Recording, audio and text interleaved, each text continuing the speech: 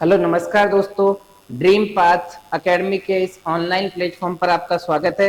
मैं मंजित चौहान आपको इंग्लिश की तैयारी करवाऊंगा, इंग्लिश पढ़ाऊंगा मैं आपको बेसिकली यहाँ पे।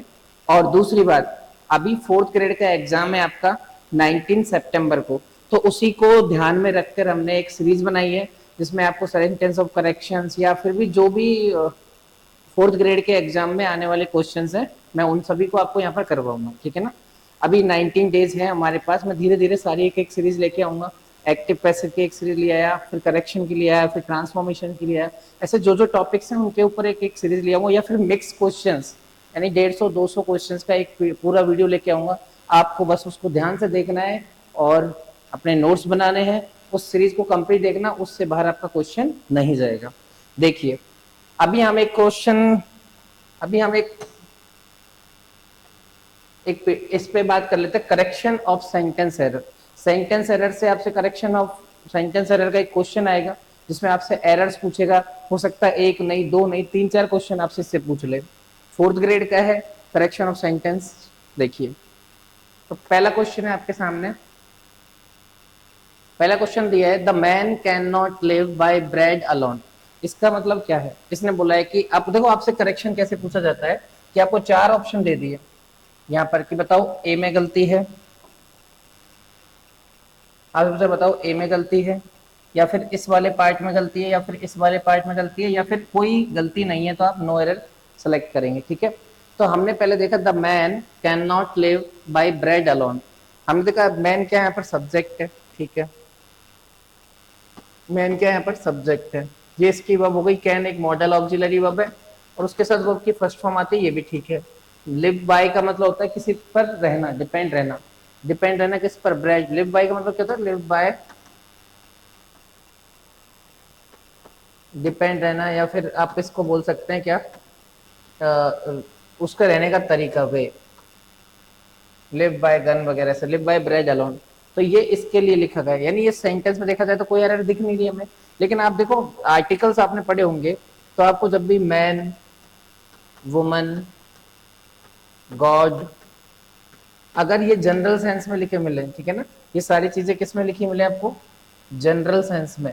अगर आपको ये चीजें जनरल सेंस में लिखी मिल रही है तो हम आर्टिकल का यूज नहीं करते, नो आर्टिकल। हाँ, अगर ये स्पेसिफिक सेंस में होती तो हम आर्टिकल ए का यूज या आर्टिकल दा का यूज करते, ठीक है ना। ए का नहीं, दा का यूज करते। अब आप खुद बताइए मुझे कि मैन, वुमेन, गॉड वगैरह ऐसे जो वर्ड्स हैं, तो इनका हम यूज कब करते हैं? इनका यूज आर्टिकल के साथ तब करते हैं जब स्पेसिफिक सेंस हो। लेकिन आप खुद बताओ, man can not live by bread alone, कि जो आदमी है वो किसी एक ब्रेड पर डिपेंड होकर नहीं जी सकता। तो एक जनरल स्टेटमेंट है, और जनरल स्टेटमेंट को बताने के लिए हमें आर्टिकल की जरूरत नहीं है। आर्टिकल द गलत है, इसका मतलब ए ऑप्शन में आपकी गलती है। आप अच्छे से समझ लीजिए इसे। कोई भी डाउट हो तो पूछिएगा। आप कमेंट कर कर कोई भी डाउट आप आराम से पूछ सकते हैं। इसलिए देखो, question number 2, which of the following sentence contains error. आपसे पूछा कि इनमें से किस सेंटेंस में एरर है। तब बताओ, every boy and every girl in our village go to school, ठीक है। अगर हम ढंग से देखें, देखो आपको ये बात पता होना चाहिए कि एवरी लिखा मिले, चाहे ईच लिखा मिले, चाहे एंड लगा के लिखे, कैसे भी लिखे इनको, ठीक है ना, तो इनके साथ जो नाउन आता है ना, वो सिंगुलर आता है। कैसे आता है नाउन? सिंगुलर। तो आने वाली जो वर्ब होगी, हेल्पिंग वर्ब हो चाहे मेन वर्ब हो, वो भी कैसी होती है? सिंगुलर होती है, ठीक है ना। अब कभी कभार क्या है, आपको लगेगा कि एंड के साथ जोड़ा है तो इसको प्लूरल आना चाहिए। वो इस तरीके से लिख के दे देगा आपको कि एवरी, एवरी दे दिया, एवरी के साथ फिर नाउन लिखा, फिर नाउन के बाद में फिर एंड लगाया, फिर वापस से एवरी लिखा, फिर नाउन लगाया, और फिर आपको यहाँ पर हेल्पिंग ऑफ देगा। तो आपको लगेगा भाई ये दो हो गए, एवरी के साथ ये भी नाउन और एक एवरी के साथ ये वाला नाउन। तो आप इसे प्लूरल बना देंगे, जबकि होता क्या है, ये अभी सिंगुलर ही होगा। कैसा होगा? सिंगुलर, ठीक है ना। तो एवरी के साथ बॉय तो ठीक लिखा है, एंड एवरी गर्ल ये भी ठीक है, ठीक है ना, क्योंकि बॉय भी सिंगुलर है यहाँ पे और गर्ल भी सिंगुलर है। इन आर विलेज, इनके गांव की बात है। गो टू स्कूल, अब वो यहाँ पर आपकी क्या है? वर्ब है। अब आप बताओ, चाहे हेल्पिंग वर्ब हो चाहे मेन वर्ब हो, हम कौन से यूज करते हैं इनके साथ? सिंगुलर। कौन से यूज करेंगे? सिंगुलर। तो बताओ, जो वर्ब की फर्स्ट फॉर्म होती है वो कैसी होती है अपने आप में? प्लूरल होती है, तो हमें वर्ब की फर्स्ट फॉर्म के साथ जब हम एस या ई एस लगाएंगे तो एक ई एस सफिक्स करेंगे तो ये कैसी बन जाएगी, सिंगुलर। और अगर ये सिंगुलर बन जाएगी तो आप बताओ यहाँ पर क्या गलती है, every boy singular and every girl, ये भी सिंगुलर हुआ, इन आर विलेज गो या गोज, यानी यहाँ पर गलती है, आप यहाँ पर आपकी गलती है, गो नहीं, क्या आना चाहिए था यहाँ पर, यहाँ आना चाहिए था आपका गोज। तो किस सेंटेंस में एरर है, पहले सेंटेंस में ही आपकी एरर हो गई यहाँ पे, ठीक है। पेन चेंज कर लेते हैं अपन। देखिए अगर लिखा वॉट आई से, आई आपको पता है प्लूरल होता है भाई, आई तो प्लूरल होता है, आई कैसा होता है, प्लूरल। तो प्लूरल तो वर्ब की फर्स्ट फॉर्म कैसी होती है, प्लूरल। तो आई के साथ वर्ब की फर्स्ट फॉर्म लिखिए और एंड लगा के डू भी कौन सी फर्स्ट फॉर्म, इन दोनों के लिए आर लिखा, यहाँ पर कोई गलती नहीं है इसमें, ठीक है ना। लिखा bread and butter have gone up in price. अब देखो ब्रेड एंड बटर को आपने लिखा है प्राइस के सेंस में, जो ब्रेड और बटर है, वैसे तो ब्रेड और बटर को हम एक साथ यूज करते हैं। जैसे मान लो मैंने ऐसे सेंटेंस लिखा होता है, एक सेंटेंस अगर मैंने लिखा होता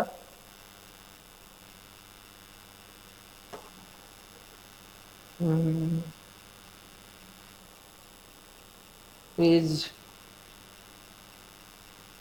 एक्स्ट्रा पेज ले लेते हैं यहाँ से।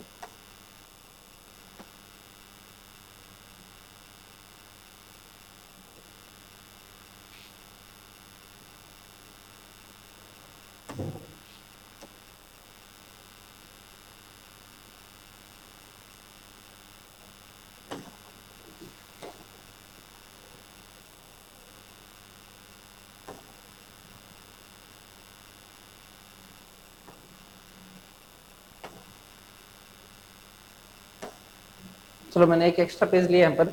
अब मैंने आपको बताया कि देखो भाई bread and butter, bread and butter, अगर इसका मीनिंग क्या हो, दाल रोटी हो, क्या हो, दाल रोटी, या एक साथ यूज में हो रही हो ये, तब हम इसे किस में लेते हैं, सिंगुलर लेते हैं, इसके साथ कैसा लेते हैं, सिंगुलर। ये अगर एक साथ यूज होती है तो जैसे मान लो मैंने लिखा bread and butter, bread and butter, बताना क्या है, इज या oblique are my favourite breakfast, favourite breakfast.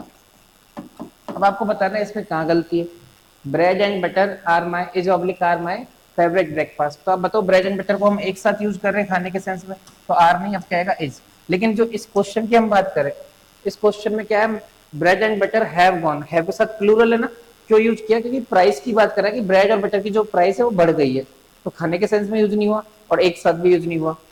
अगला लिखा the majority of the students, आपको ये बात पता है कि नाउन लिखा हुआ है, ये मेजोरिटी प्लूरल है इसलिए आ रहा है, तो बाकियों में दिक्कत नहीं है। दिक्कत कहाँ थी हमारे पास, ए ऑप्शन में क्या दिक्कत थी, गो को नहीं गोज लिखना था।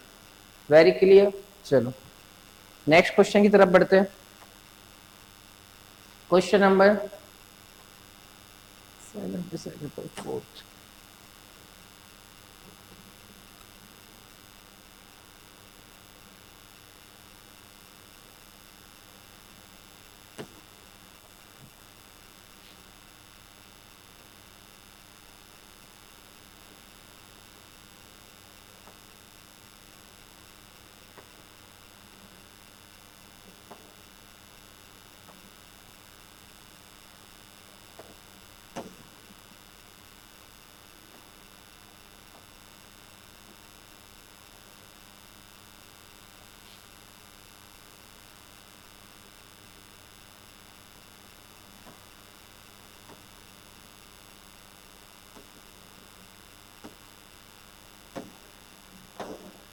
तो तीसरा क्वेश्चन हो गया, क्वेश्चन नंबर 4 देखते हैं। सेकंड क्वेश्चन था हमारा, वो क्या है यार, ये सेकंड क्वेश्चन था ना, क्वेश्चन नंबर, चलो 7 है जो भी है, एक बार देख लेते हैं, पीडीएफ में थोड़ा सा नंबरिंग इधर उधर हो गई है। देखो no sooner did he see the, अब एक आपको पता होना चाहिए कि हमारे कुछ पेयर्स होते हैं, कंजंक्शन पेयर, क्या होते हैं, कंजंक्शन पेयर, कंजंक्शन पेयर्स होते हैं, मैं आपको सारे लिखवा देता हूँ, आप ध्यान रखना।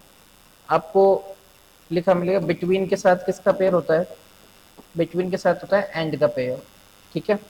दूसरा बोथ के साथ भी किसका पेयर होता है, बोथ के साथ भी एंड का पेयर होता है। नीदर के साथ किसका पेयर होता है, नीदर के साथ नॉर का पेयर होगा, ठीक है ना। ईदर के साथ किसका होगा, ईदर के साथ और का पेयर होगा, नॉट ओनली के साथ किसका होता है? नॉट ओनली के साथ पेयर होता है बट ऑल्सो का।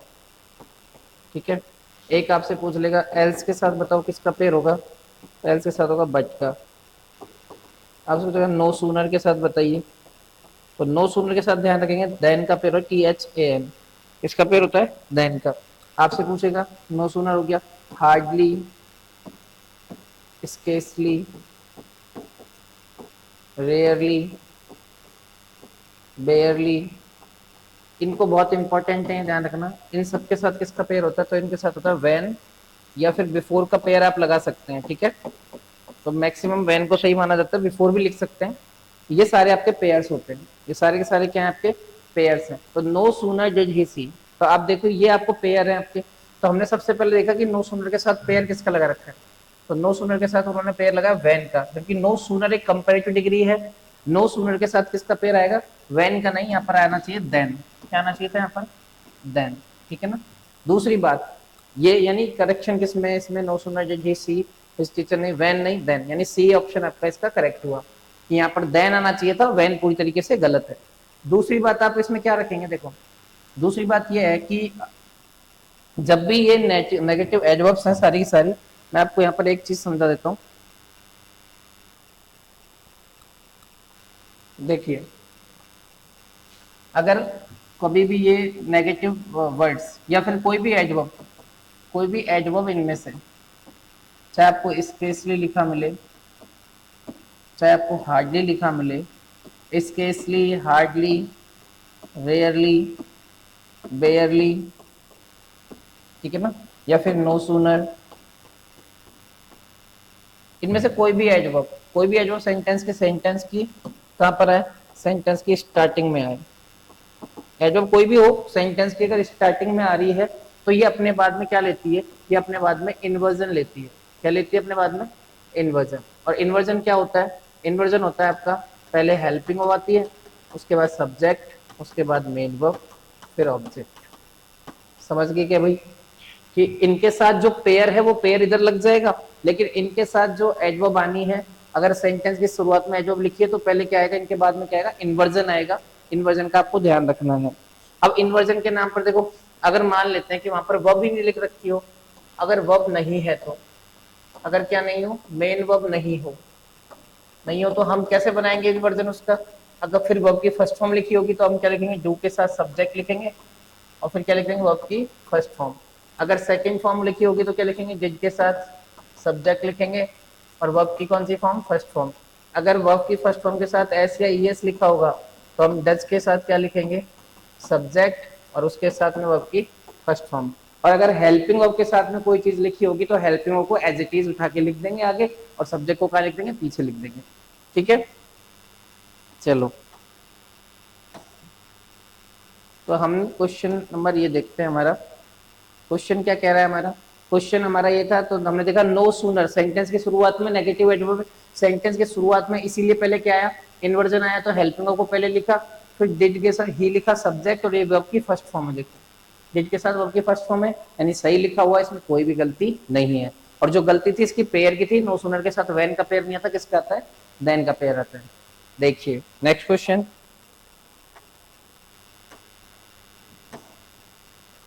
नेक्स्ट क्वेश्चन आपसे आप पूछा थर्ड नंबर, जो आपका पहले रह गया था सेम क्वेश्चन है, इसको हम स्किप करते हैं। फोर्थ क्वेश्चन देखिए, लास्ट मंथ आपको पूछा in the given sentence find out which part of the sentence has an error. आपको चार ऑप्शन दे रखे हैं, आपको बताना है कि किस में एरर है। अगर आपको लगता है कि if there is no mistake then the answer is no error. अगर आपको लगता है कोई भी मिस्टेक नहीं है तो आपका आंसर क्या होगा? नो एरर आंसर होगा। देखिए पहला लिखा last month the Taliban capture 69 districts from the Afghan government. अब आपको कुछ ऐसे वर्ड्स याद रखने हैं, देखो कुछ पास्ट टेंस के वर्ड्स हैं, पास्ट इंडेफिनिट टेंस होता है, उसके कुछ क्या है? कीवर्ड्स हैं। आपको तुरंत पता लगना चाहिए कि कीवर्ड्स देखते ही वहां पर पास्ट टेंस आएगा। पास्ट इंडेफिनिट टेंस का मतलब क्या है? सब्जेक्ट के साथ कौन सी फॉर्म आती है? वर्ब की सेकंड फॉर्म आती है। या फिर क्या लगाते हैं हम? डिड लिखा हो तो सब्जेक्ट के साथ, डिड के साथ वर्ब की फर्स्ट फॉर्म। ये पास्ट इंडेफिनिट टेंस की पहचान है। ये इसके क्या है? ये इसका अपने आप में पूरा का पूरा क्या हुआ? इसका स्ट्रक्चर हो गया पास्ट इंडेफिनिट टेंस का। अब पास्ट इंडेफिनिट टेंस के जो कीवर्ड्स है वो क्या है? अगर आपको लिखा मिले यस्टरडे, है ना, या आपको लिखा मिले अगो, या लिखा मिले last month, last year, last year, last week. आपको इस तरीके से क्वेश्चंस लिखे मिलेंगे, इस तरीके से आपको कुछ कीवर्ड्स लिखे मिलेंगे, last week, last year, last month, yesterday, 3 days ago, इस टाइप से। तो आपको समझ जाना है कि कौन सा टेंस लगेगा ऊपर, पास्ट इंडेफिनिट। अब आपके सामने लिखा हुआ है लास्ट मंथ, ये हमको कीवर्ड मिल गया। लास्ट मंथ मतलब पास्ट की बात है, पास्ट इंडेफिनिट टेंस की बात है। हमने देखा था तालिबान कैप्चर, तालिबान क्या आपका सब्जेक्ट है, और कैप्चर कौन सी फॉर्म है, फर्स्ट फॉर्म है, ये तो वैसे ही गलत है। सेकंड फॉर्म क्या होती है कैप्चर की, कैप्चर की सेकंड फॉर्म होगी कैप्चर्ड। सेकंड फॉर्म चाहिए क्योंकि हमारे पास में क्या है यहाँ पर, लास्ट मंथ कौन सा टेंस है, पास्ट इंडेफिनिट टेंस है, इसलिए हम कौन सी फॉर्म लगाएंगे यहाँ पर, इसमें हम फॉर्म लगाएंगे सेकंड फॉर्म। तो यानी यहाँ पर गलती है, तो देखो कहाँ पर गलती है, लास्ट मंथ द तालिबान, इसमें कोई दिक्कत नहीं है। कैप्चर नहीं, क्या आना चाहिए था, ये गलत है, कैप्चर्ड आना चाहिए था, क्या आना चाहिए था, कैप्चर्ड। ठीक है, नेक्स्ट क्वेश्चन देखिए। नेक्स्ट क्वेश्चन आपका है 5th number, in the given sentence find out which part of the sentence has an error if there is no mistake। वही नो एरर का क्वेश्चन है आपसे। posture refers to how you position your body when you are sitting, standing or lying down। यानी जो आपका postures है वो बताता है कि आपकी पोजीशन को, कि आपकी बॉडी कब बैठ रही है, कब खड़ी हो रही है और कब लेटी हुई है। तो इसमें तो मेरे को कोई दिक्कत नहीं लगी भाई। जो आपका पोस्चर है, अभी मैं खड़ा हुआ हूँ आपको पढ़ा रहा हूँ, तो मेरा जो पोस्चर है वो क्या है, खड़ा हुआ है, या आप पहचान पा रहे हैं। अगर मैं सोऊंगा तो आप उसको पहचान जाएंगे, अगर कोई बैठा हुआ है तो आप उसको पहचान जाएंगे। किससे पता लगेगा, ये आपके बॉडी के पोस्चर से पता लगेगा। तो इसमें पोस्चर को सिंगुलर माना है, रेफर सही लिखा है, टू भी सही लिखा है, तो इसमें कोई भी एरर नहीं है, इसका मतलब नो एरर केस है, इसमें कोई दिक्कत नहीं है। नेक्स्ट नेक्स्ट देखिए, which part of the sentence has error.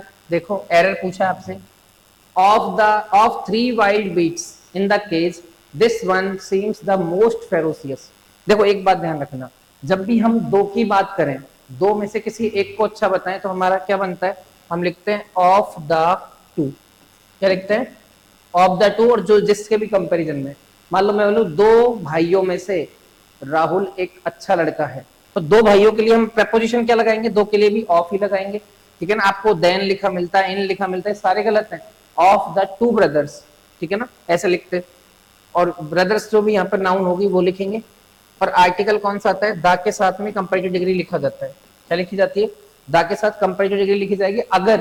अगर वो क्या है, अगर वो दो के बीच में कंपैरिजन कर रहा है, यानी पैरेलल कंपैरिजन कर रहा है, लेकिन दो में से किसी एक को सही बताया, तो क्या लगाता है, comparative degree of the two के साथ।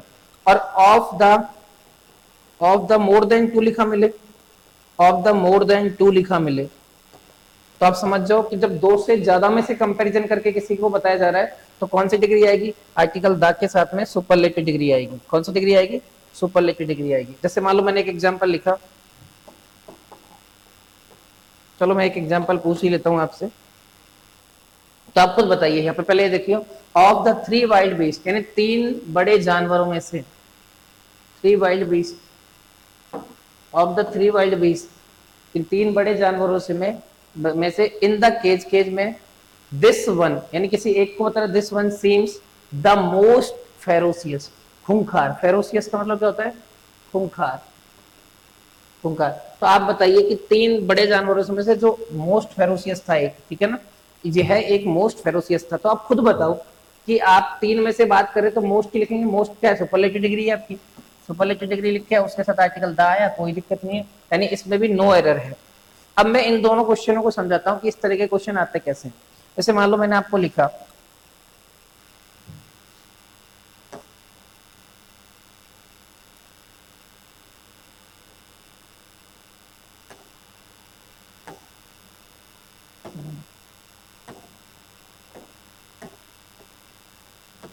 ये वाला क्वेश्चन है, हम देखते हैं इसको।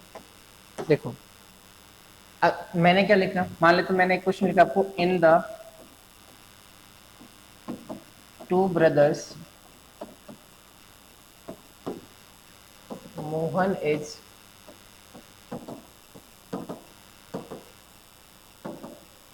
इंटेलिजेंट।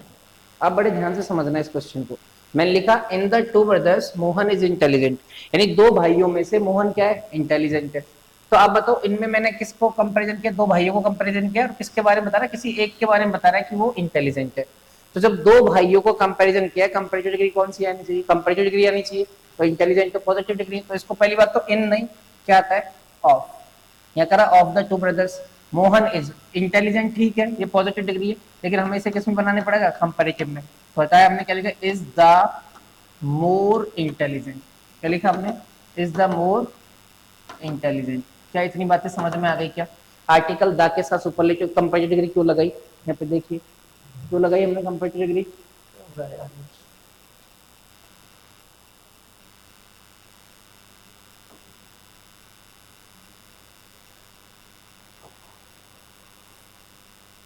यहाँ भी समझ, एक मिनट के कुछ कुछ दिक्कत हो रही है भाई, इसमें सेव नहीं हो रहा है पेज, वेट। जैसे मैंने आपको बताया ना यहाँ पर कि of the three, of the के साथ में अगर ऑफ द टू लिखा मिले और नाउन लिखा मिले तो यहाँ पर कंपैरेटिव डिग्री के साथ आर्टिकल द के साथ कंपैरेटिव डिग्री आती है। और of the more than two लिखा मिले, of the more than two, तो यहाँ पर कौन सी डिग्री आती है, आर्टिकल द के साथ सुपरलेटिव डिग्री लिखी जाती है। यही चीज मैंने आपको यहाँ पर इसमें समझाई है, ठीक है।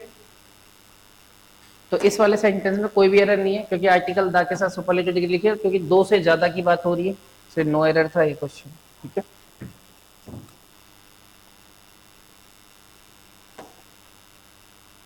ये आपको मैंने बताया। अब मान लेते मैं ऐसे बोल देता हूं कि between between the between the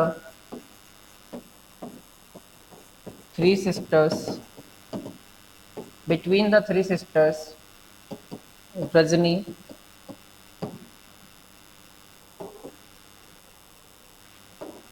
Rajni is the taller। तो बताइए क्या गलती है इसमें, between the three sisters Rajni is the taller, बताइए क्या प्रॉब्लम है इसमें। इसमें प्रॉब्लम ये है कि अब पहली बात तो तीन सिस्टरों में से बात हो रही, तो बिटवीन नहीं, वही क्या आएगा प्रपोजिशन तो ऑफ आएगा। ऊपर से फिर हम देखेंगे रजनी इज द टॉलर, जब दो से ज्यादा की बहनों, जो दो से ज्यादा बहन की बात हो रही है, तो इसका मतलब यहाँ पर डिग्री कौन सी नहीं चाहिए, सुपरलेटिव डिग्री। तो आर्टिकल द के साथ टॉलर नहीं, कहना चाहिए द टॉलेस्ट, सुपरलेटिव डिग्री आएगी। यही मैंने आपको वहां पर समझाया हुआ है, देखिए, ठीक है। नेक्स्ट क्वेश्चन की तरफ चलते हैं। क्वेश्चन नंबर 8, क्वेश्चन नंबर 8 है आपका, identify the part of the sentence which has an error it, in case there are no error the answer will be 4। I am working on this job since last month. देखो आपने कहीं पढ़ा होगा कहीं ना कहीं तो कि सिंस के साथ या फोर के साथ अगर आपको यहाँ पर टाइम लिखा हुआ है, तो टाइम अगर सिर्फ एक पास्ट में लिखा हुआ है, क्या लिखा हुआ है, सिर्फ एक पास्ट में लिखा हुआ है, तो आप आगे जो सेंटेंस बनेगा या तो वो प्रेजेंट परफेक्ट बनेगा यानी सब्जेक्ट के साथ, या तो वहां पे लिखा जाएगा हैज हैव के साथ वर्ब की थर्ड फॉर्म, या फिर प्रेजेंट परफेक्ट कॉन्टिन्यूस बनेगा। सब्जेक्ट के साथ में क्या लिखा जाएगा, हैज हैव के साथ में been plus V1 plus ING। Since for अगर आपको लिखा मिले, तो सिंस फोर के बाद में अगर टाइम लिखा और एक ही पास्ट लिखा है तो कौन सा आएगा आगे, प्रेजेंट परफेक्ट या प्रेजेंट परफेक्ट कॉन्टिन्यूस। तो यहाँ पर देखो, यहाँ पर एक ही पास्ट लिखा है लास्ट मंडे, तो यहाँ पर बताओ आई एम वर्किंग होगा या I have been working, continuous होगा, आई हैव बीन वर्किंग ये लिखा, यानी सेक्शन ए में गलती थी आपकी यहाँ पे, ठीक है। अगर मान लेते हैं कि यहाँ पर सब्जेक्ट के साथ, अगर मानते हैं हम कि अगर मान लेते हैं सर कि सिंस और फोर जो लिखा हुआ है, सिंस और फोर लिखा हुआ है, और यहाँ पर एक नहीं दो पास्ट दिए, टाइम कितने में दिए, दो टाइम दिए, और दोनों के दोनों कैसे हैं, पास्ट में हो, दोनों के दोनों कैसे में हो, पास्ट में। अब दो पास्ट हो गए, अगर एक पास्ट होता तो किसमें चला जाता, प्रेजेंट में, लेकिन दो पास्ट है तो किसमें जाएगा, पास्ट परफेक्ट में। यानी यहाँ पर फिर क्या आता, सब्जेक्ट के साथ हैड प्लस वर्ब की थर्ड फॉर्म, या सब्जेक्ट के साथ में क्या आता फिर had been plus V1 plus ING, ठीक है। तो आपको समझ में आ गया क्या गलती है। सिंस के साथ लास्ट में एक पास्ट है तो वहां आई एम वर्किंग नहीं, आई हैव बीन वर्किंग होगा। Next question.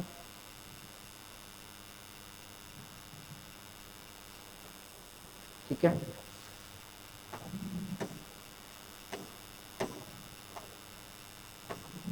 क्वेश्चन नंबर 9 है आपका। The teacher told the boys that honesty was the best policy. Teacher ने बताया ये बात, टोल्ड देखो पास्ट से स्टार्ट हो गया सेंटेंस। हम जानते हैं कि अगर सेंटेंस पास्ट से स्टार्ट है तो खत्म भी किस में होगा, पास्ट में होगा। लेकिन लेकिन कोई भी अगर यूनिवर्सल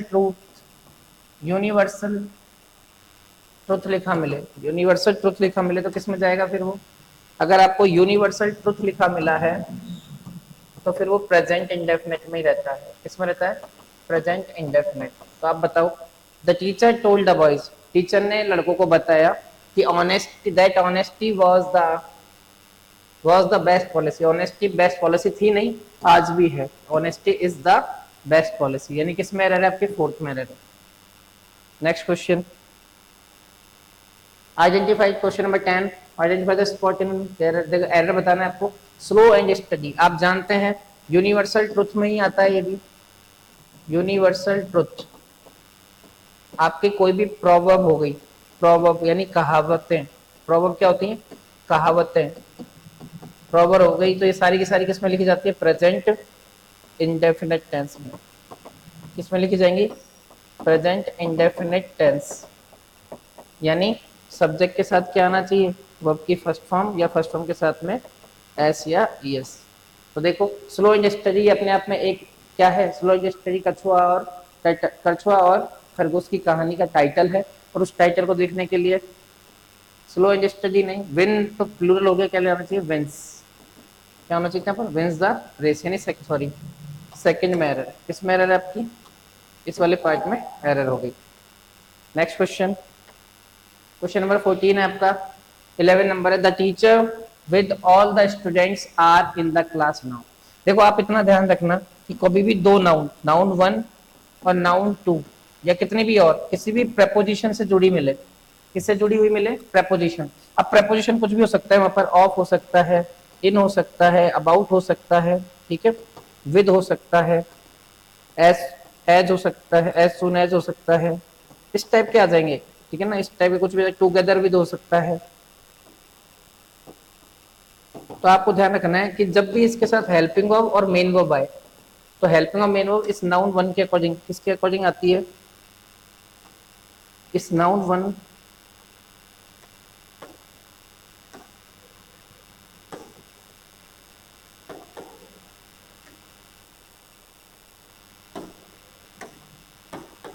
इस नाउन 1 के अकॉर्डिंग आएगी। हेल्पिंग और मेन वर्ब किसके अकॉर्डिंग आएगी, नाउन 1 के अकॉर्डिंग। क्योंकि ये सब प्रेपोजिशन की वजह से जो भी नाउन पीछे लिखे हुए हैं वो सारे किसमें बदल जाते हैं, ऑब्जेक्ट में। तो यानी क्या था, टीचर, ये मैंने मान लिया फर्स्ट का सब्जेक्ट है आपका। विद क्या हो गया हमारा, विद हो गया हमारा प्रेपोजिशन। विद क्या है हमारा, प्रेपोजिशन है। अगर विद प्रेपोजिशन है तो बताओ ये ऑल द स्टूडेंट्स क्या हो जाएगा हमारा, ये सारा का सारा ऑब्जेक्ट है। तो ऑब्जेक्ट है, सब्जेक्ट कौन है फिर, सब्जेक्ट द टीचर है। तो टीचर के अकॉर्डिंग बताओ, यहाँ पर आर आएगा, इज आएगा, ये गलत है, इज आना चाहिए। सेकंड में आपकी गलती है, सेकंड पोर्शन में आपकी पूरी तरीके से गलत है। देखिए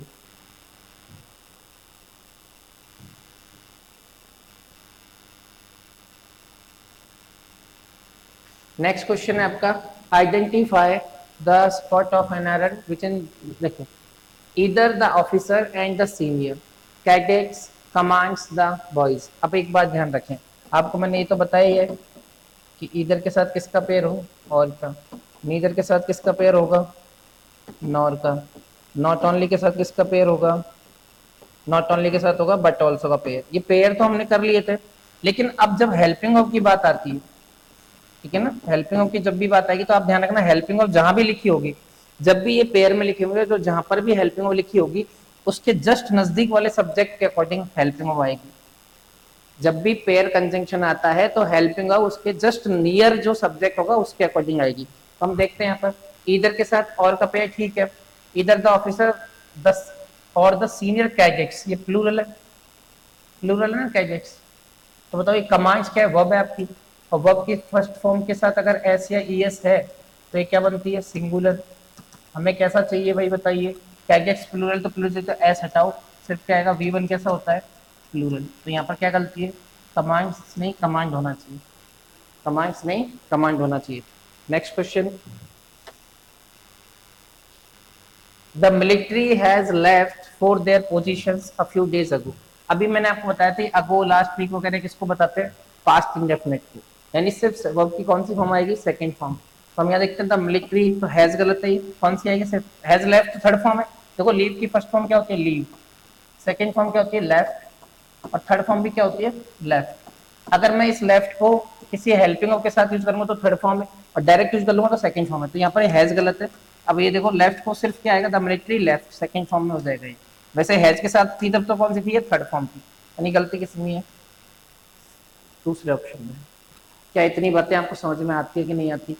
आप बस पूरा अपना ध्यान बोर्ड पे रखिए, हर एक क्वेश्चन को बहुत बारीकी से देखिए कि एरर्स किस टाइप से आपसे पूछी जा सकती हैं। मैं सारी एरर्स को एक बार लेके दिखाता हूँ। क्वेश्चन नंबर 14, देखो सी स्पेंड्स मनी, ओके, सी क्या है सिंगुलर है, स्पेंड्स V1 के साथ ऐसे ऐसे मनी भी ठीक है।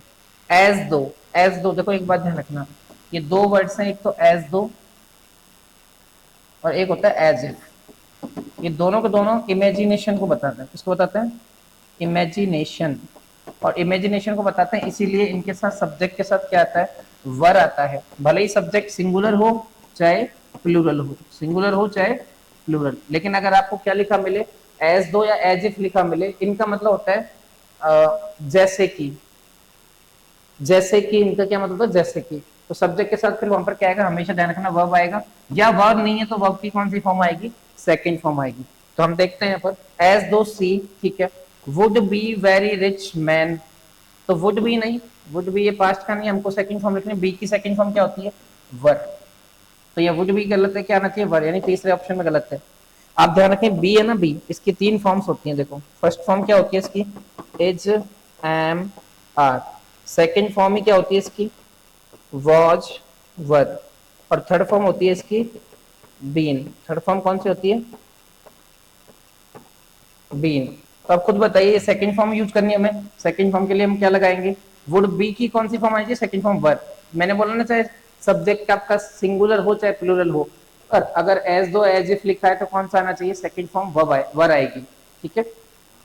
यहाँ पर इसमें गलती थी, वर आना चाहिए। Question number next, which of the following से has the correct structure of the question. आपको स्ट्रक्चर बताना है और आपको बहुत अच्छे से पता है कि कोई भी क्वेश्चन वर्ड पहले लिखा जाए, क्वेश्चन वर्ड यानी WH वर्ड हो गया कोई भी, उसके बाद पहले क्या आती है, हेल्पिंग वर्ब, फिर सब्जेक्ट आता है, फिर मेन वर्ब आती है, फिर ऑब्जेक्ट है तो ऑब्जेक्ट, और लास्ट में क्या आता है, क्वेश्चन मार्क। आप जानते हैं इसको, ये अपने आप में ओपन एंडेड क्वेश्चन मार्क है।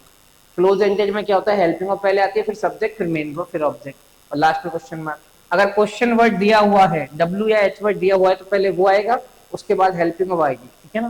तो हम यहाँ देखते हैं व्हेन सी, इंटरोगेटिव सेंटेंस है, गलत है, क्योंकि यहाँ पर सब्जेक्ट पहले लिख दिया, गलत हुआ। व्हेन सी, इसमें भी सब्जेक्ट पहले लिख दिया, इंटरोगेटिव में ये गलत है। अब हम इन दोनों को देखना है हमें, देखो व्हेन डिड हेल्पिंग वर्ब है, और आपको ये बात पता है चाहे डू लिखा हो, चाहे डज लिखा हो पहले, चाहे डिड लिखा हो, अगर इनके बाद सब्जेक्ट है तो आगे कौन सी फॉर्म आती है वर्ब की, फर्स्ट फॉर्म आती है। तो डिड के बाद ये सब्जेक्ट हो गया, देखो question word helping verb subject, फिर मेन वर्ब की फर्स्ट फॉर्म है, फर्स्ट फॉर्म ठीक है, टेक्सटेशन सही है, ये पूरी तरीके से सही हुआ। तो इसमें देखो व्हेन सी, इसमें सी पहले लिख दिया, ये भी गलत है। क्या इतनी बातें आपको समझ में आ रही है कि नहीं आ रही?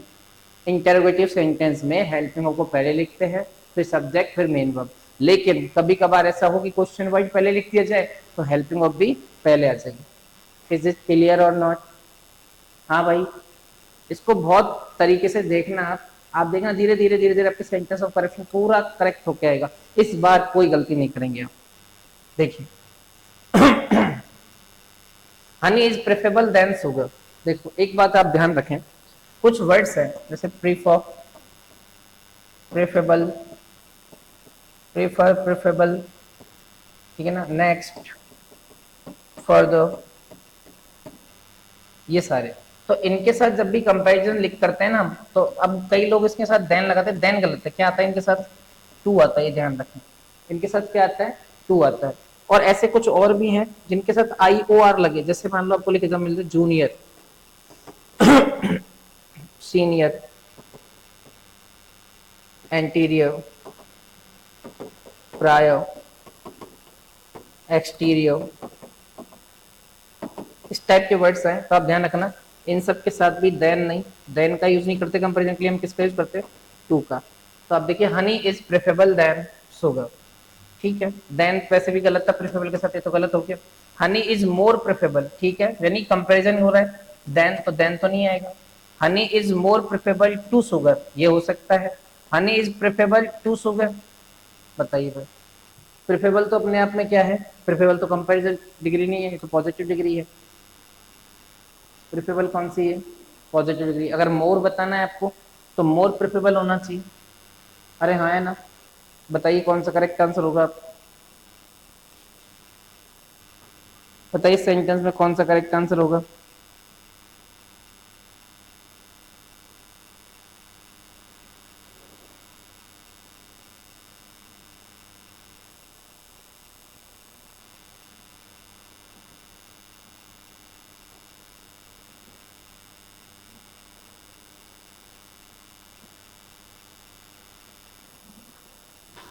कंपैरिजन होगा तो कौन सा होगा ये होगा more preferable to sugar. Next question number 17, will Sita be, अब देखो आपसे फिर पूछा है कि करेक्ट ऑप्शन कौन सा है, will Sita B.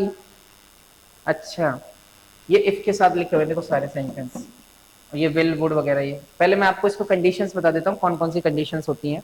Conditional sentence है ये बेसिकली, और कंडीशनल सेंटेंस को बताने के लिए मैं आपको बताता हूँ थोड़े से क्वेश्चन।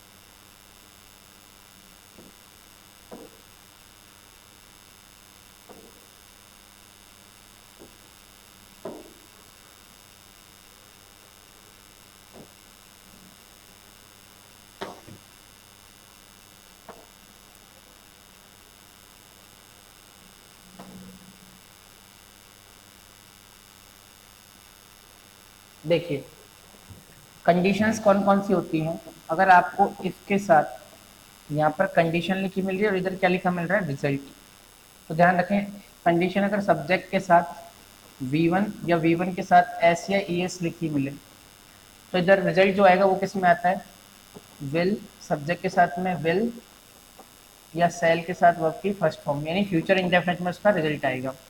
अगर कंडीशन में इफ के साथ कंडीशन में क्या लिखा मिले आपको, सब्जेक्ट के साथ वर्ब की सेकंड फॉर्म लिखी मिले, तो आप ध्यान रखना इधर रिजल्ट में क्या आएगा, सब्जेक्ट के साथ वुड प्लस वर्ब की फर्स्ट फॉर्म आती है। अगर कंडीशन में आपको इफ के साथ क्या लिखा मिले, कंडीशन लिखे मिले सब्जेक्ट के साथ में हैड प्लस वर्ब की थर्ड फॉर्म, तो इधर रिजल्ट में क्या आएगा आपका, रिजल्ट में आएगा subject plus would have plus verb की third form. Would have plus verb की कौन सी फॉर्म आएगी, थर्ड फॉर्म आएगी, ठीक है। देखो कभी कभार इसका इन्वर्जन भी आ जाता है, आपसे इन्वर्जन भी पूछ लेगा। इन्वर्जन का मतलब क्या है, इन्वर्जन का मतलब है सिर्फ एक कंडीशनल वर्ड हट जाएगा और हेल्पिंग वर्ब को पहले लिख देगा वो, यानी इसको ऐसे बन जाएगी कंडीशन, हेड के साथ सब्जेक्ट प्लस वर्ब की थर्ड फॉर्म, तो आपका जो रिजल्ट होगा वो रिजल्ट भी सेम रहेगा, सब्जेक्ट के साथ क्या रहेगा, वुड हैव प्लस वर्ब की थर्ड फॉर्म में ही रहेगा। इज इट क्लियर और नॉट, कि आपकी तीन कंडीशंस होती हैं, पहली कंडीशन मैंने बताया कि प्रेजेंट इंडेफिनिट में रखोगे तो फ्यूचर में जाएगी, सेकंड पास्ट में रखोगे तो पास्ट के पॉइंट ऑफ टाइम पे जाएगी, तीसरा पास्ट परफेक्ट में रखोगे तो वुड हैव के साथ वर्ब की थर्ड फॉर्म आपको लिखना होगा, ठीक है। बाकी इसका इन्वर्जन करके पूछा तो भी यही रहेगा। तो देखो हमारा क्वेश्चन क्या था,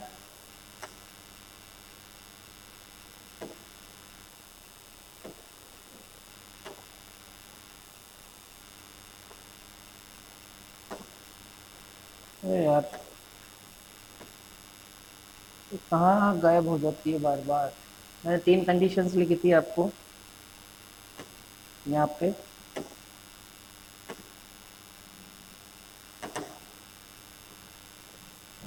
तीन कंडीशंस लिखे थे, क्या लिखी थी, पहली कि इफ के साथ क्या लिखा मिले, कंडीशन नंबर 1, सब्जेक्ट के साथ वर्ब की फर्स्ट फॉर्म या फर्स्ट फॉर्म के साथ में एस या ईएस।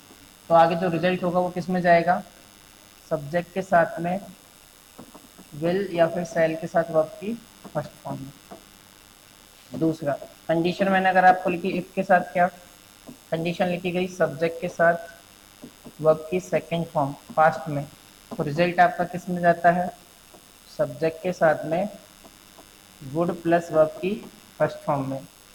तीसरी कंडीशन आपकी किस में लिखी हो, इफ के साथ जो कंडीशन लिखी हुई है वो आपकी हो सब्जेक्ट के साथ हैड प्लस वर्ब की थर्ड फॉर्म में पास्ट परफेक्ट में। तो हमारा जो रिजल्ट होगा वो कहाँ जाएगा, सब्जेक्ट के साथ वुड हैव प्लस वर्ब की थर्ड फॉर्म में। ठीक है, और इसका अगर मैं इन्वर्जन कर दूं, क्या कर दें अगर हम इसका इन्वर्जन, तो इन्वर्जन का बेसिक सा मीनिंग है कि कंडीशनल वर्ड हट जाएगा और उसकी जगह हेल्पिंग ऑफ पहले आ जाएगी। तो कंडीशन क्या बन जाएगी, had plus subject plus verb की थर्ड फॉर्म, और रिजल्ट क्या बनेगा, इसका रिजल्ट बन जाएगा सब्जेक्ट के साथ में वुड हैव प्लस वर्ब की थर्ड फॉर्म। क्लियर है, चलो क्वेश्चन पे चलते हैं वापस।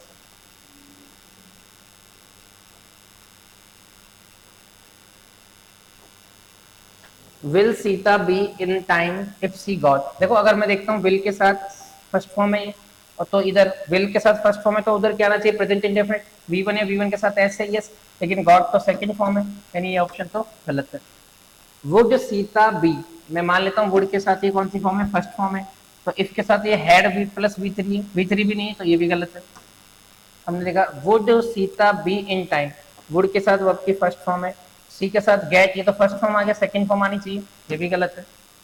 विल सीता बी, विल के साथ फर्स्ट फॉर्म है, इफ के साथ सी गैस, ये अपने आप में प्रेजेंट है।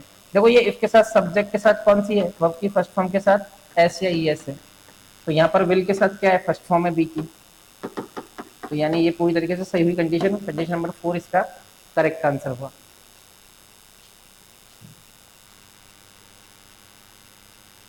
Question number 19, any dictionaries. पहली बात तो आप एनी डिक्शनरी बोल रहे, तो एनी के लिए डिक्शनरीज नहीं होना चाहिए, ये पूरी तरीके से गलत हुआ। Any dictionary, any dictionary, any dictionary, तीनों में सही है। विल गिव्स, तो विल देखो कोई भी मॉडल ऑक्सिलरी है उनके साथ तो आपकी फर्स्ट फॉर्म आती है, विल सेल कैन कोड वगैरह के साथ, ये ऐसे ही लगा है इसलिए ये भी गलत हो गया। Any dictionary will give you the meaning of these words, ये में भी हो सकता है answer. Any dictionary is give, is give क्या होता है, ये गलत है, इसलिए correct answer C4 China 3 number है इसका करेक्ट आंसर होगा। नेक्स्ट क्वेश्चन,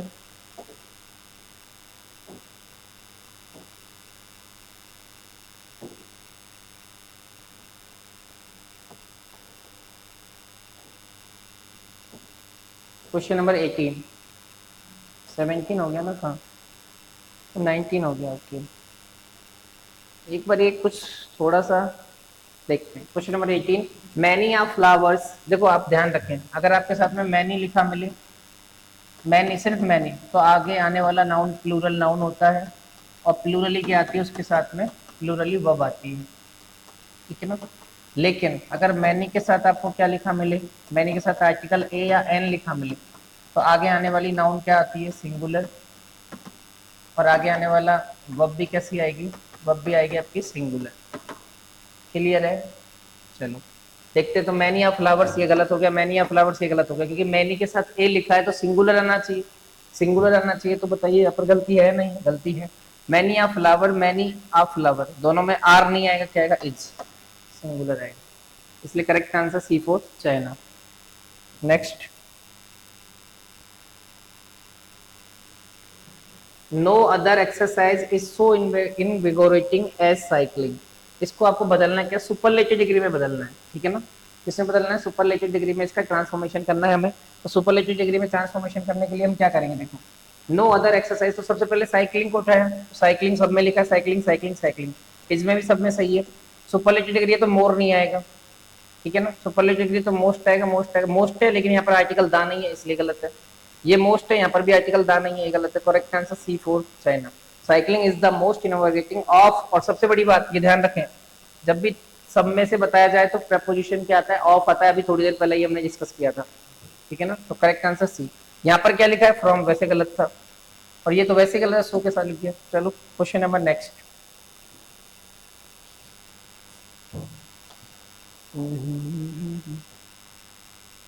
क्वेश्चन नंबर 20 हो गया ना, 19 पहले करा चुके हैं, 21। इफ इट रेन्स, देखो अभी अभी जस्ट बताया आपको 3 केस, देखो मैं आपको दोबारा दिखाता हूँ। आपको ये 3 केस मैंने बताया कि इफ के साथ सब्जेक्ट प्लस V1 या V1 के साथ ऐसे एस आता है तो रिजल्ट सब्जेक्ट के साथ विल सेल के साथ वो आपकी फर्स्ट फॉर्म में आता है। अगर V2 हो तो would plus V1, head plus V3 हो तो वुड हैव प्लस V3। अब इस क्वेश्चन को देखिए आप, अगर हम इस क्वेश्चन को देखें तो इसमें क्या पूछा है आपसे, if it rains I would not go to the park, अगर बारिश हुई तो मैं पार्क नहीं जाऊंगा। तो हमने देखा इफ इट रेन्स, तो रेन्स क्या है, फर्स्ट फॉर्म के साथ ऐसे ही, तो वुड कहां से नहीं, गलत है, गलत है तो क्या करेंगे, was not going, incorrect sentence. I would not be going, ये क्या है, तो गलत है, वॉज नॉट गोइंग ये भी गलत है, I should not go to ये भी गलत है, तो करेक्ट कौन सा हो, if it rains I will not go to the park, देखो विल के साथ फर्स्ट फॉर्म आएगा ना, यही हमने बताया था, ये करेक्ट आंसर है। ठीक है, next.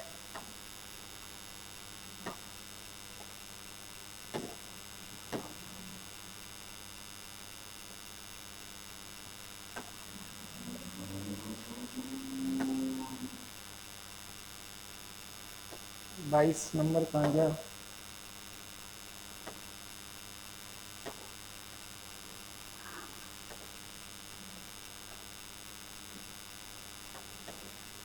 Question number 22 is missing.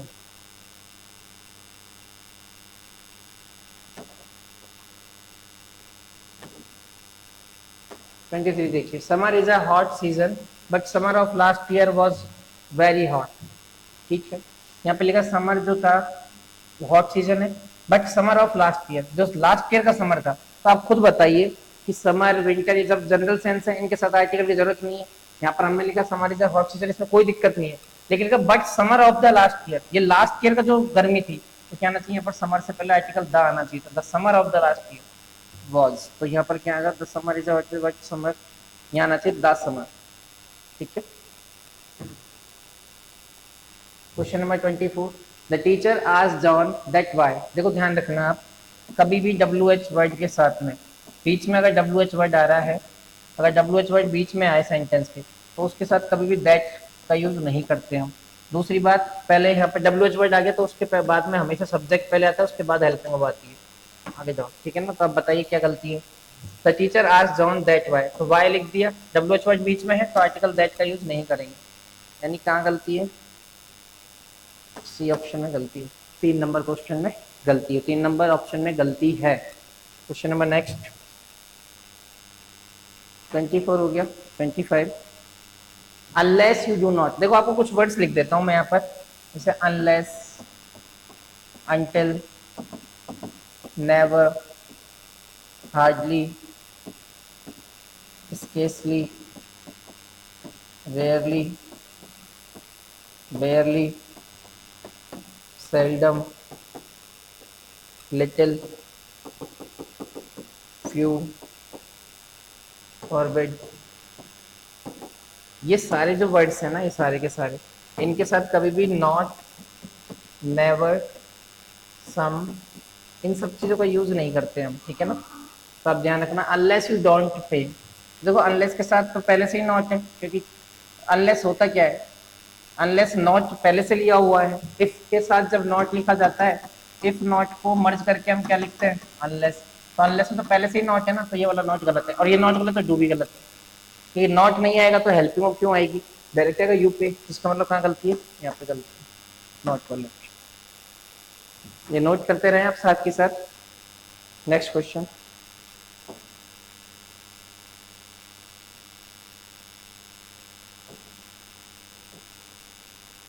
Question number 26, I have read this newspaper yesterday, मैंने आपको कुछ बताए थे, यस्टरडे किसको बताता है, पास्ट को, और पास्ट को बताता है तो कौन सा चाहिए, पास्ट का इंडेफिनेट टेंस आता है, यानी सब्जेक्ट के साथ कौन सी फॉर्म आती है, V2। तो बताइए यहाँ पर आई हैव रेड, ये तो प्रेजेंट परफेक्ट टेंस है, आई हैव रेड, रीड की सेकंड फॉर्म लगाया रेड, तो क्या आपको पता होना चाहिए रीड की फर्स्ट फॉर्म भी क्या होती है, रीड, सेकंड फॉर्म भी क्या होती है, सेकंड फॉर्म को बोलते क्या है, रेड, और थर्ड फॉर्म को हम क्या बोलेंगे, रेड, लेकिन होती क्या है, स्पेलिंग सेम होती है तीनों फॉर्म, इसलिए यहाँ पर आई हैव रेड नहीं, क्या आना चाहिए था, I read. Next question, question number 27, he said that he will not attend the function। अभी आपको मैंने बताया कि कोई भी सेंटेंस अगर पास्ट में स्टार्ट हो गया, अगर सेंटेंस की स्टार्टिंग किस में है, पास्ट में, तो खत्म भी किस में होगा, पास्ट में, तब तक की यूनिवर्सल ट्रुथ वगैरह नहीं, तो पास्ट में ही, एंडिंग भी किस में होगी उसकी, पास्ट में। आपने देखा ही सेड, सेड कौन सी फॉर्म है, सेकंड फॉर्म, किस में स्टार्ट हो गया सेंटेंस, पास्ट में, तो ही विल तो प्रेजेंट है, क्या आना चाहिए, वुड, ये पास्ट में आएगा यहाँ पर, यहाँ विल नहीं, वुड आएगा। और आपको मैं बता देता हूँ प्रेजेंट और पास्ट को पहचानेंगे कैसे आप, देखिए,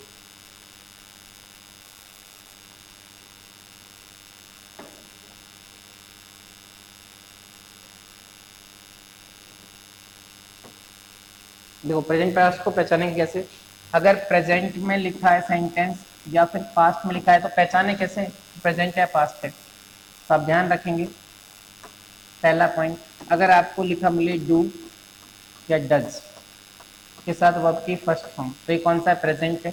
अगर लिखा मिले डिड के साथ वर्ब की फर्स्ट फॉर्म, तो कौन सा है, पास्ट है। अगर आपको लिखा मिले डिड, इज एम आर, क्या लिखा मिले, इज एम आर, तो ये प्रेजेंट है। अगर आपको लिखा मिलता है वॉज वर्ब सेंटेंस में, तो ये क्या है, पास्ट है। अगर आपको लिखा मिले वी वन वर्ब की फर्स्ट फॉर्म या फर्स्ट फॉर्म के साथ में एस या ई एस, तो ये प्रेजेंट है। अगर सेकंड फॉर्म लिखी मिले तो पास्ट है। अगर आपको लिखा मिले हैज या हैव, हैज हैव किस में आते हैं, प्रेजेंट में, अगर हैज लिखा मिले तो पास्ट है। अगर आपको लिखा मिले विल या शैल या फिर कैन या फिर मे, ये सब किस में है, प्रेजेंट में। लेकिन अगर बात करें वुड, शुड, वुड, ध्यान रखना शुड कोई पास्ट नहीं है, एक तो शुड पास्ट नहीं है, मस्ट पास्ट नहीं है, और टू पास्ट नहीं है, ये तीनों अलग वर्ड्स हैं, ये तीनों अलग हैं, ये मॉरल ऑब्लिगेशन के लिए यूज होने वाले वर्ड्स हैं, ये तीनों मॉरल ऑब्लिगेशन के लिए यूज होने वाले वर्ड्स हैं। अगर आपको ये लिखा मिले वुड, या फिर आपको लिखा मिले कुड, या आपको लिखा मिले माइट, तो ये भी किस में आते हैं, पास्ट में। तो अगर प्रेजेंट में ये सारी चीजें लिखी मिली तो प्रेजेंट टेंस का है वो, अगर इधर लिखा मिल रहा है तो वो पास्ट टेंस का है। नेक्स्ट देखिए, तो क्वेश्चन में हमें यहाँ से पता लग गया कि यहाँ सेकंड फॉर्म में पास्ट में है, तो विल तो प्रेजेंट का होता है, इसलिए विल हटा के क्या लिखा हमने, वुड, ठीक है। ये आप एक बार आराम से नोट कर लीजिएगा। क्वेश्चन नंबर नेक्स्ट क्वेश्चन देखते हैं, क्वेश्चन नंबर 28, नो सूनर, मैंने अभी थोड़ी देर पहले बताया कि नो सूनर का पेयर किसके साथ होता है, बताइए फटाफट बताओ आंसर, नो सूनर का पेयर किसके साथ होता है, देन के साथ। तो हम देखते हैं नो सूनर के साथ देन है या नहीं, ये टी एच ई एन है, ये तो गलत हो गया सेंटेंस। दूसरा, नो सूनर के साथ ये देन है, ये हो सकता है टी एच ई एन वाला, ये भी गलत है, ये भी टी एच ए एन है, ये भी हो सकता है, यानी हमारे पास अब ये वाला ऑप्शन हो सकता है या ये वाला, ये दो तो गलत हो गए। क्यों गलत हो गए, टी एच ई एन है जबकि होता क्या, टी एच ए एन। फिर मैंने आपको बताया कि नो सूनर वगैरह ये अगर एडवर्ब से अगर ये सेंटेंस की स्टार्टिंग में आते हैं तो क्या लेते हैं अपने बाद में, इन्वर्जन, क्या लेते हैं, इन्वर्जन। इन्वर्जन का मतलब पहले हेल्पिंग वर्ब, फिर सब्जेक्ट, फिर मेन वर्ब। तो बताइए क्या गलती है। तो हमने जो दूसरा ऑप्शन लिखा, no sooner did we finish, did के साथ वी लिखा है, लेकिन फिनिश डिड के साथ तो फर्स्ट फॉर्म आती है, और यहाँ पर तो सेकंड फॉर्म है, इसलिए ये वाला ऑप्शन भी गलत है। यानी तीन गलत हो गए आपके, पहला भी गलत, दूसरा गलत, तीसरा गलत। तो करेक्ट आंसर फोर्थ ही होगा। और हेड के साथ कौन सी फॉर्म आती है, थर्ड फॉर्म। ये हेड क्या है, हेल्पिंग वर्ब भी पहले लिखी है, फिर सब्जेक्ट लिखा है, और फिर थर्ड फॉर्म लिखी, इसलिए करेक्ट आंसर फोर्थ होगा। क्लियर। अरे क्या इतनी बातें सबको समझ में आती हैं, नहीं आती, क्या इतनी बातें सबको समझ में आती हैं या नहीं आती है भाई। अच्छा ये ब्लैक से लिखना पड़ेगा, आई थिंक ये दिखाई नहीं दे रहा। देखो यहाँ मैं लिख देता हूँ इसको कि नो सूनर के साथ पेयर किसका होता है, देन का होता है, टी एच ए एन। दूसरी बात, अगर ये सेंटेंस की स्टार्टिंग में आ रहा है तो ये अपने बाद में क्या लेगा, ये अपने बाद में इन्वर्जन लेता है। और इन्वर्जन क्या होता है भाई, इन्वर्जन में पहले हेल्पिंग वर्ब आती है, फिर सब्जेक्ट, फिर वर्ब की मेन वर्ब आती है, ठीक है ना। तो यहाँ पर एक बात ये भी ध्यान रखनी है आपको, कई बार बता चुका हूँ, डू, डज, डिड, इनके साथ सब्जेक्ट अगर लिखा गया है तो कौन सी फॉर्म आएगी वर्ब की, फर्स्ट फॉर्म।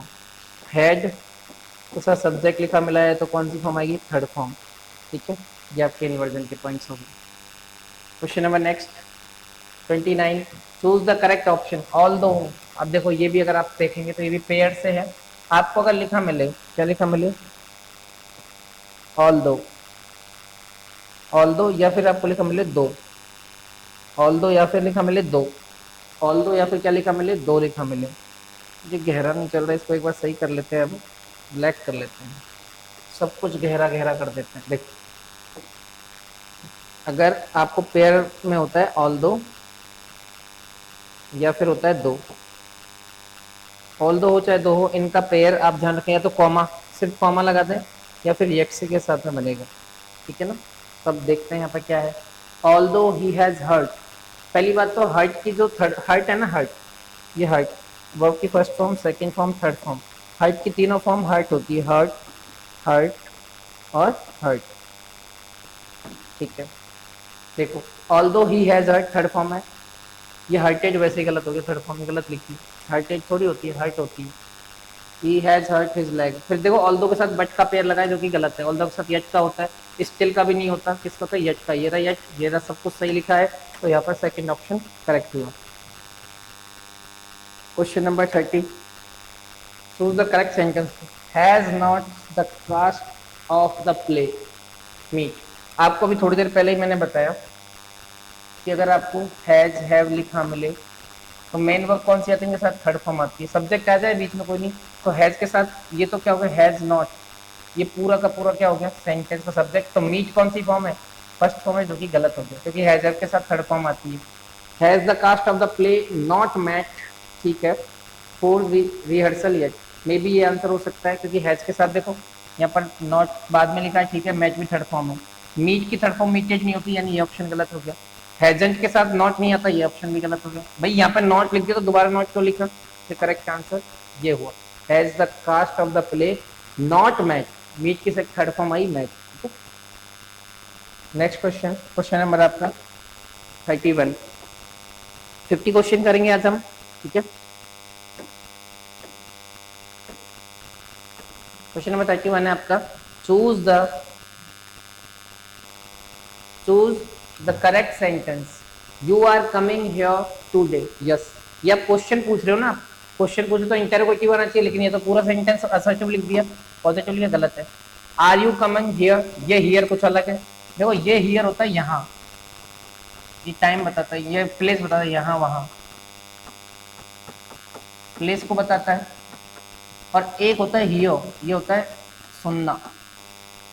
तो बताओ कौन सा ईयर आना चाहिए, ये वाला ईयर सही है क्या, गलत है। आर यू हियर टुडे, नहीं, are you coming here today, ये टुडे यू आर कमिंग, तो ये सब गलत है, कौन सा करेक्ट है, are you coming here today, क्योंकि हेल्पिंग वर्ब पहले आएगी, इंटरोगेटिव सेंटेंस तो क्या आएगी, हेल्पिंग वर्ब पहले आएगी। नेक्स्ट,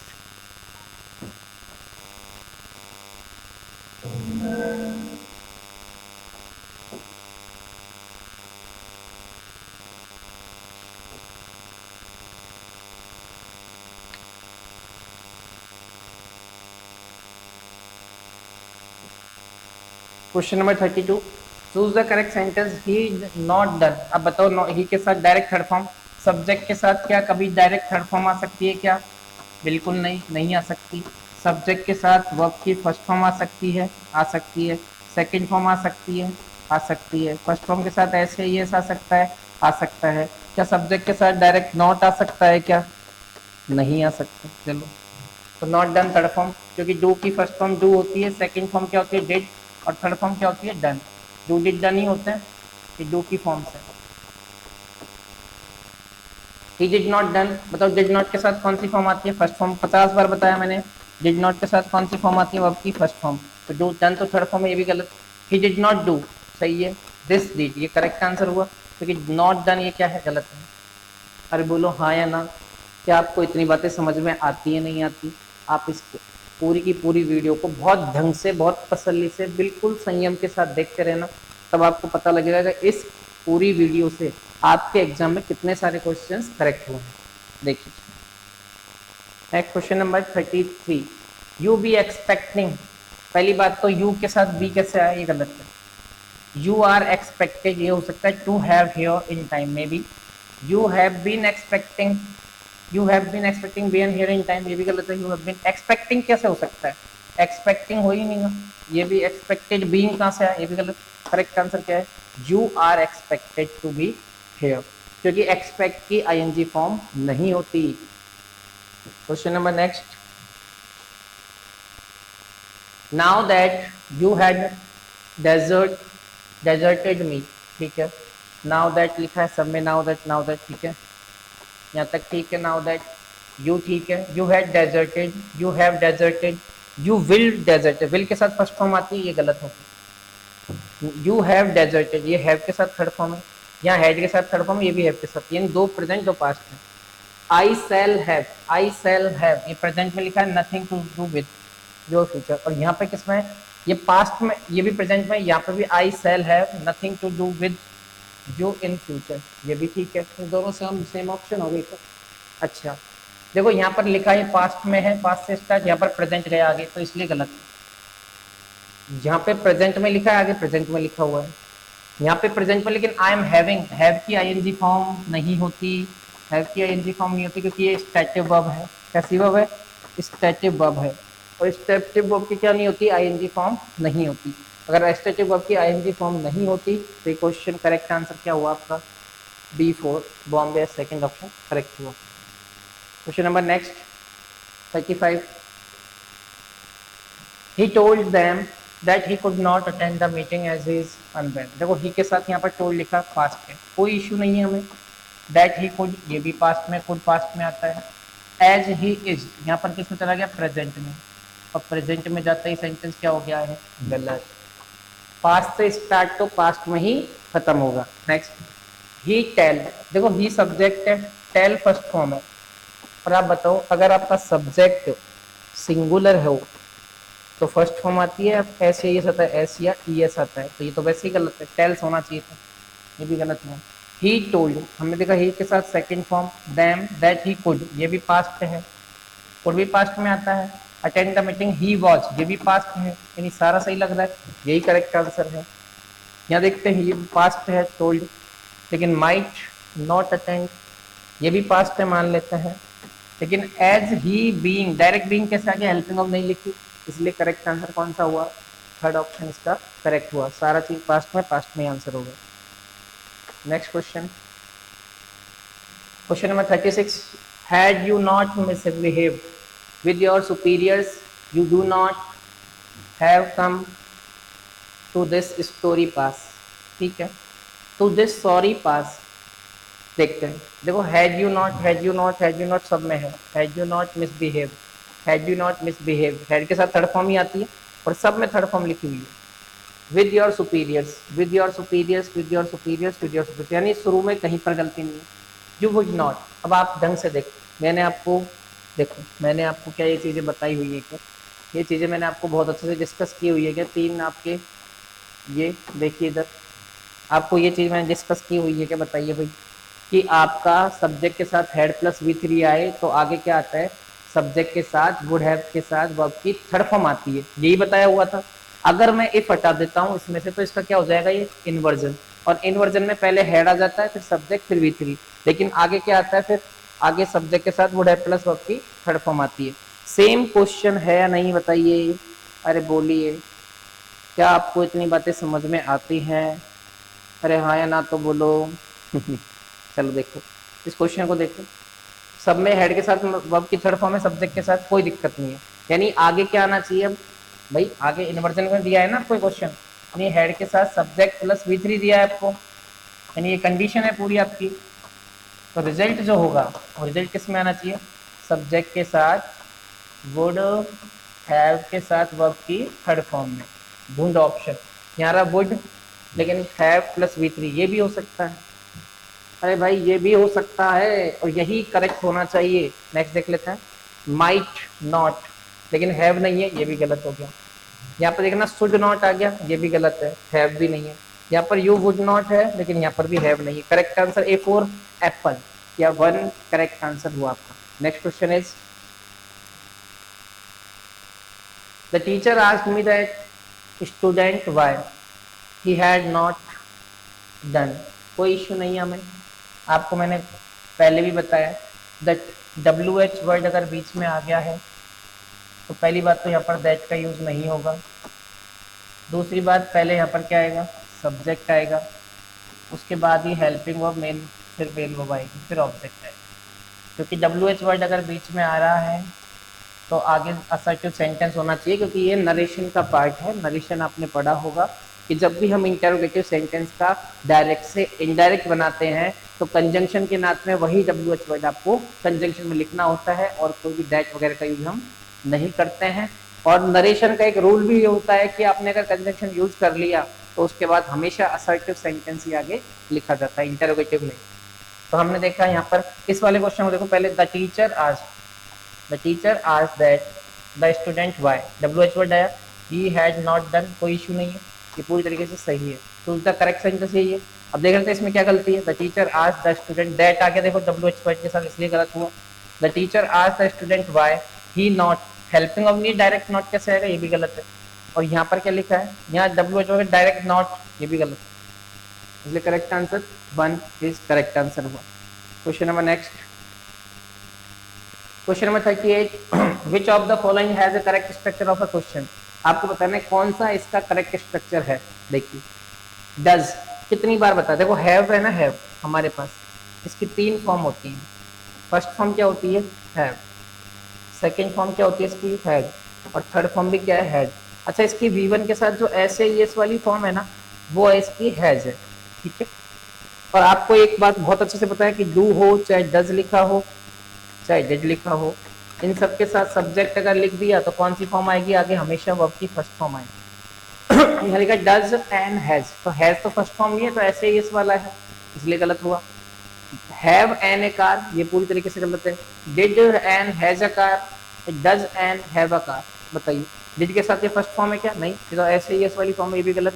तो करेक्ट आंसर कौन सा हुआ, डज हैव, डज एंड, ये नाम है किसी का, हेल्पिंग वर्ब पहले आई तो वर्ब की फर्स्ट फॉर्म आनी चाहिए, है भी होती है फर्स्ट फॉर्म, इसलिए करेक्ट आंसर सेकंड। ये बहुत कंफ्यूजिंग क्वेश्चन है, आप समझते हैं हैज आ जाएगा, हैज पूरी तरीके से गलत है, क्योंकि हैव की फर्स्ट फॉर्म हैव होती है, सिंगुलर फॉर्म इसकी क्या होती है, हैज होती है। Next question number 39, will be they arrested, ठीक है, if they refuse to leave, will they be arrested if they refuse to leave, ठीक है। सेम क्वेश्चन कैसे,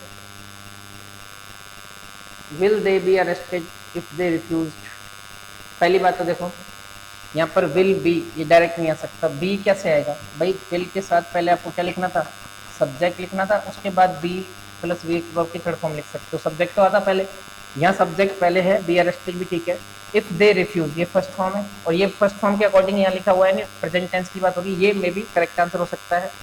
विल दे बी अरेस्टेड, ये भी ठीक है, इफ कंडीशन प्रेजेंट में थी इसलिए विल के साथ फर्स्ट फॉर्म होनी चाहिए, ये पैसिव वॉइस में लिखा है इसलिए विल बी अरेस्टेड हो गया। लेकिन यहाँ रिफ्यूज ये तो पास्ट है V2, और V2 के साथ विल तो आता ही नहीं है। यहाँ पर इफ के साथ विल, ये पूरी तरीके से गलत है। आप ये बात और ध्यान रखें भाई, कोई भी कंडीशन वर्ड हो, क्या हो, कोई भी कंडीशनल वर्ड हो, कोई भी कंडीशनल वर्ड हो, उसके साथ कभी भी फ्यूचर टेंस नहीं आता। अरे कौन सा टेंस नहीं आता भाई, फ्यूचर टेंस नहीं आता। जैसे ना तो विल का यूज करते हैं हम, ना वुड का, ना सेल का, इनका यूज नहीं करते। कौन कौन से हो सकते हैं कंडीशनल वर्ड, कंडीशनल वर्ड जैसे आपको लिखा मिल गया, इफ, व्हेन, ठीक है ना, व्हाइल, कोई भी, प्रोवाइडेड दैट, सपोज, कोई भी इनमें से लिखा मिले, आप ध्यान रखेंगे कि इनके साथ कभी भी विल, सेल, सब्जेक्ट के साथ विल, सेल, वुड, इनका यूज नहीं होता, सब्जेक्ट के साथ फ्यूचर टेंस नहीं आता, इसलिए करेक्ट आंसर हमारा ये हुआ। क्योंकि आपको अभी बताया कि कंडीशनल सेंटेंस में अगर आपका प्रेजेंट में है कंडीशन तो उसका आंसर विल या सेल के साथ फर्स्ट फॉर्म में जाता है, और यहाँ विल सेल के साथ बी प्लस V3 है, क्योंकि ये पैसिव वॉइस कंस्ट्रक्शन लिखा हुआ है। Correct answer second. Question number next, which of the following structure is a question of a question is correct, आपको बताना है। अब आप खुद बताइए, WH वर्ड लिखा हुआ है आपने पहले, इस क्वेश्चन को कीजिए आप, ठीक है ना। इस क्वेश्चन में आप 1 मिनट ले लीजिए और आंसर करके बताइए, कमेंट में इसका आंसर आना ही चाहिए, ठीक है। कमेंट में आप आंसर करेंगे इस क्वेश्चन का क्या आंसर होगा, फटाफट से आंसर करते जाइए। शाबाश, वेरी गुड। कीजिए कीजिए, आंसर कीजिए इसका।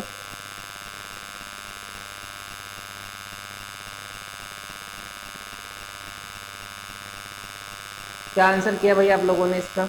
आपके मन में क्या आंसर हो रहा है इसका कि ये आंसर होगा सर इसका? क्योंकि ये WHY का स्ट्रक्चर है सर। फटाफट बताइए।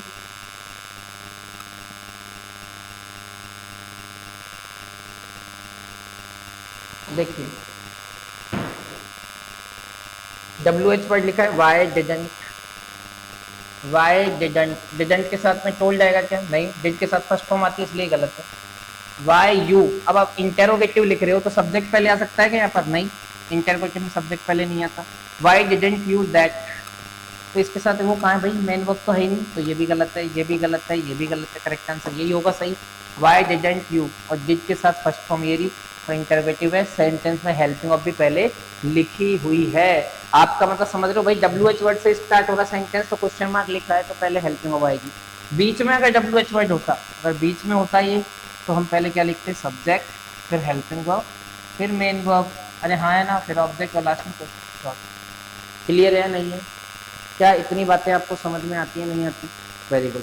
Question number next 41, Suresh is taller than I am. बिल्कुल तो सही है। देखो कंपैरिजन कर रहे हैं दो, सुरेश का कंपैरिजन किससे किया है? मुझसे किया है। सुरेश के, देखो ये सब्जेक्ट आपको इतना तो पता है ना, कंपैरिजन कंपैरेटिव डिग्री के साथ किया जाता है, और आगे कंजंक्शन क्या लगाया जाता है? देन। अगर इधर सब्जेक्टिव केस है तो इधर भी सब्जेक्ट के साथ ही कंपैरिजन होगा। इधर अगर ऑब्जेक्ट होता तो हम किसके साथ करते? ऑब्जेक्ट के साथ करते। पजेसिव केस होता तो हम किसके साथ करते? पजेसिव केस के साथ करते। सब्जेक्ट का कंपैरिजन सब्जेक्ट के साथ, ऑब्जेक्ट का कंपैरिजन ऑब्जेक्ट के साथ, और पजेसिव केस का कंपैरिजन पजेसिव केस के साथ। तो यहाँ सुरेश क्या है? देखो इज क्या है? Helping verb. हेल्पिंग वर्ब से पहले क्या था? सब्जेक्ट। तो सुरेश क्या यहाँ पर सब्जेक्ट है, तो ये आई भी क्या है? एक सब्जेक्टिव केस है, तब आई के बाद भी एम आ सकता है, कोई इशू नहीं, सही है, करेक्ट है। यहाँ देखिए Suresh is the taller than me.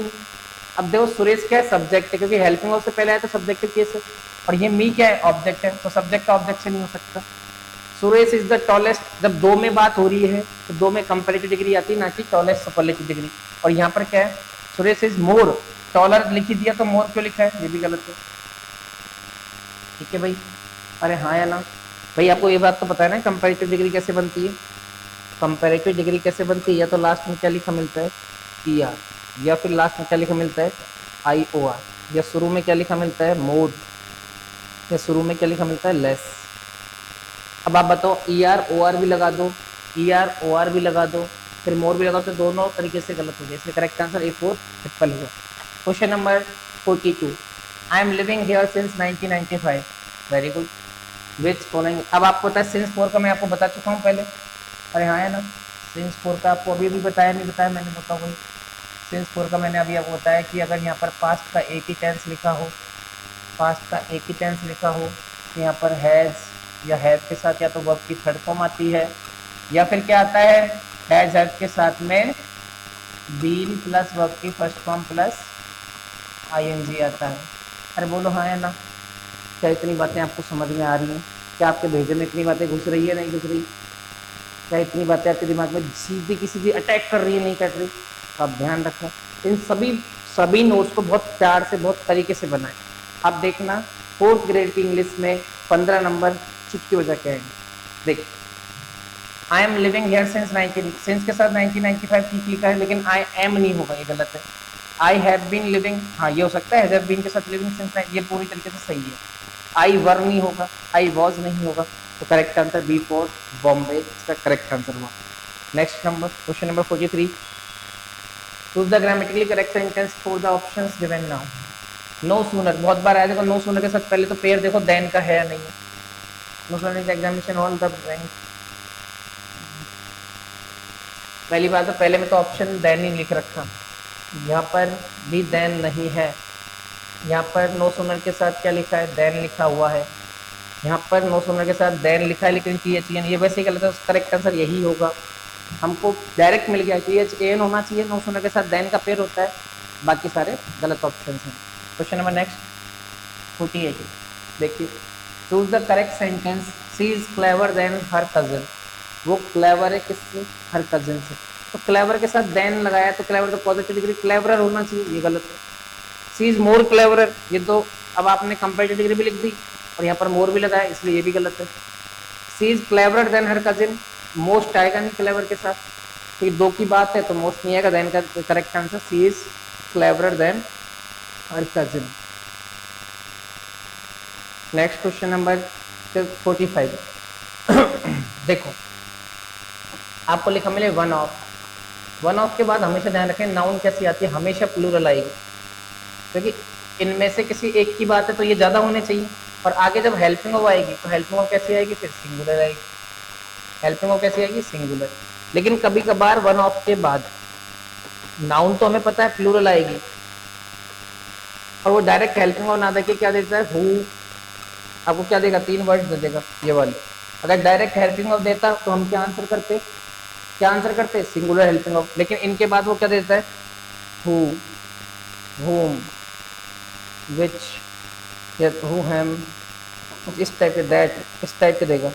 तब हेल्पिंग ऑफ जो लगाएंगे हम वो इसके अकॉर्डिंग लगाते हैं, इस प्लूरल के अकॉर्डिंग हेल्पिंग ऑफ भी कैसी आ जाती है, प्लूरल। वैसे डायरेक्ट आएगी तो कैसी आएगी, सिंगुलर। चलो अटैक करते हैं क्वेश्चन पे। One of these candidates, one of के बाद कैंडिडेट सही लिखा है, वन ऑफ दीज कैंडिडेट्स ये भी सही है, one of these candidates plural है, सब में सही है। अब प्लूरल है ये लेकिन डायरेक्ट लिखा हुआ है, बात किसकी है, फर्स्ट फॉर्म की। बात किसकी है, यहाँ पर आपको बात करनी है वन के अकॉर्डिंग, तो वन के अकॉर्डिंग आर आ सकता है क्या, गलत।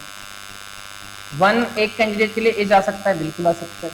वर आ सकता है, गलत। हैव प्लूरल होता है, गलत। तो करेक्ट आंसर इज वाला हुआ।